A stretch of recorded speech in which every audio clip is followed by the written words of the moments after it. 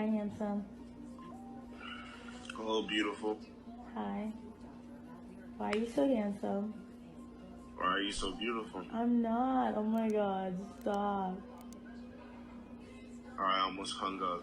You stop saying that. You're beautiful. That's Zion Williamson, the #1 overall pick in the NBA draft in 2019, touted as the greatest young prospect since LeBron James. I mean, that is until Victor Wembanyama came along, because you know the media loves to do this annually with new players, but I digress. Since being drafted, he's shown sparks of greatness, and he's even been a 2-time All-Star. But we can't ignore the fact that in his first 3 seasons, he's played a total of a whopping 114 games due to injuries caused by his bad eating habits. If you're not an NBA fan, understand there are 82 games in a regular season, plus up to 7 games per playoff series if you continue to win.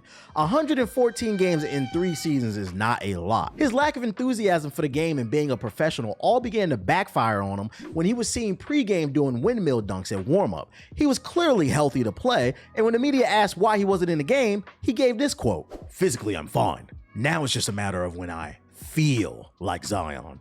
I know the atmosphere I'd be entering is based off like the playoff experience, so now it's just a matter of when I feel like Zion." Naturally, this sent NBA fans into a frenzy, but I understand where he's coming from. When you injure yourself, especially multiple times, your body never fully recovers to its original point. He went from dominating what looked like toddlers in high school to barely being able to walk. That can mess with a man's confidence. But on the flip side, I can also understand the fans. Most NBA fans are blue-collar, hard-working people with very little disposable income.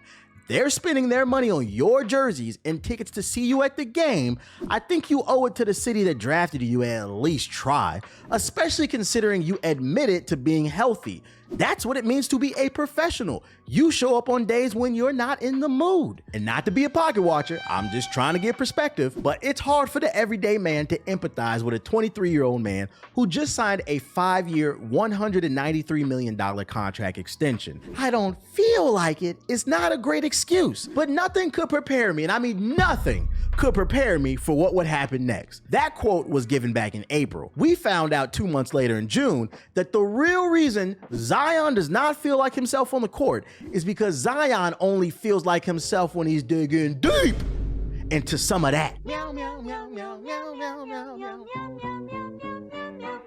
Now, I'm sure most of you know the story, but for those of you living under a Dwayne Johnson, here's a quick recap. Zion announced he got some IG model pregnant, dropped a whole video pretending to seem as if it was all planned, clearly a PR play. But merely 24 hours later, we find out Zion was slinging more meat around town than the butcher in Hey Arnold. A former porn star and struggling rapper, and I use the word rapper loosely, by the name of Moriah Mills, took to Twitter to air out all of her and Zion's sexual escapades. The woman slandered that man for a week straight nonstop on Twitter, got suspended, then came back to claim Zion put hands on her.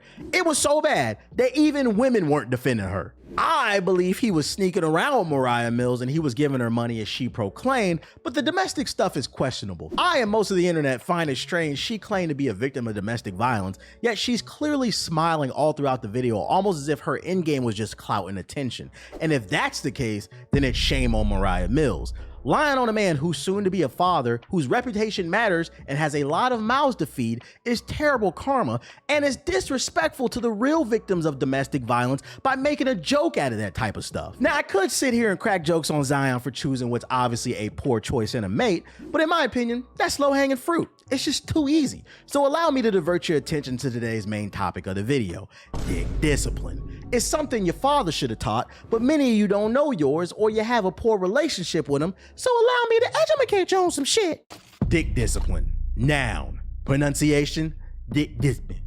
Origin: male OGs. The act of exercising sexual discretion. The will to fight your natural urge to thrust your peen inside of any woman you deem attractive. Best practice through finding a purpose instead of putting your entire self-esteem into the woman you're able to attract. Do you know why I'm not the biggest fan of the red pill community on YouTube?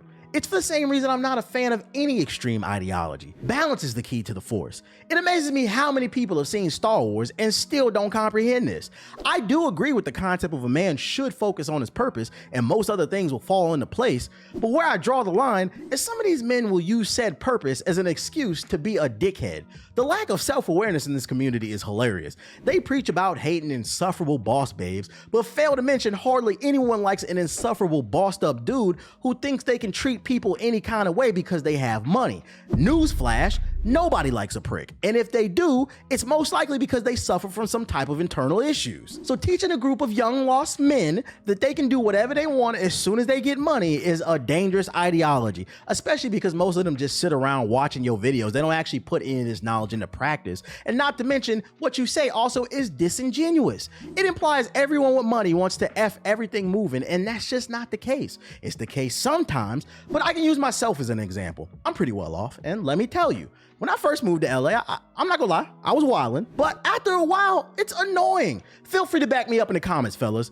Juggling multiple women is a chore. You think one is annoying? Try having a roster of 5 or more. It is a full-time headache that will drain your wallet. A headache you might be able to stomach in your early 20s, but eventually your legs will slow down and you'll get tired of it. So that's the dark side of indulging too much in your success.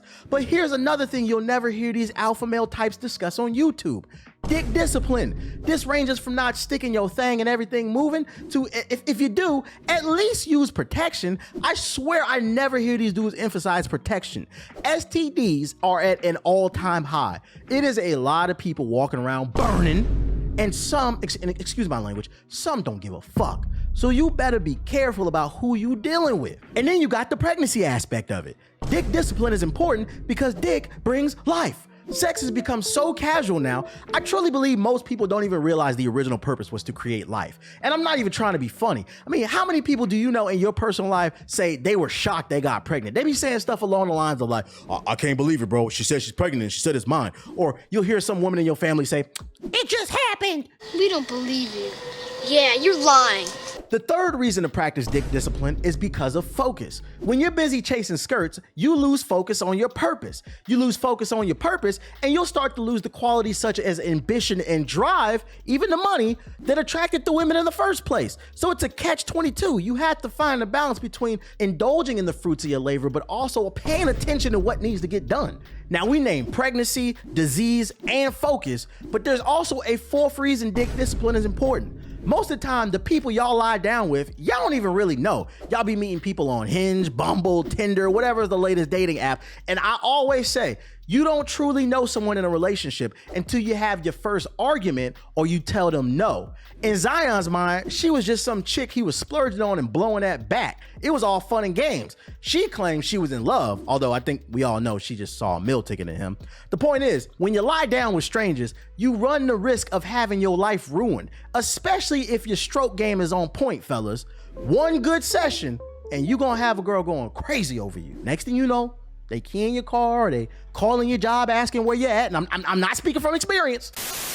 This all could have been avoided if Zion's OG sat him down and explained to him the rules of the game. He clearly needed that advice way back during them, no, you're beautiful days. You gotta understand, just because someone is there with you does not mean they are there for you. So fellas, get in tune and learn the tricks of the trade.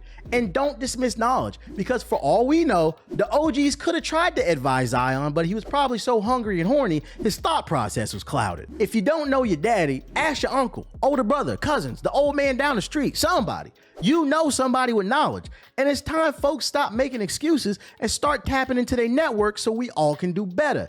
As a man, your reputation is everything. It can be the difference between you getting or not getting your foot in the door, so you better protect your reputation at all costs. And if for some reason you don't care about your reputation, here's another angle. Practice dick discipline for the simple fact that you don't want to introduce more chaos into your life. There are going to be some things that happen in life that you have no control over, and you just gotta roll with the punches. So why not handle the things you can control so it doesn't compile up with the things you can't and drive you crazy?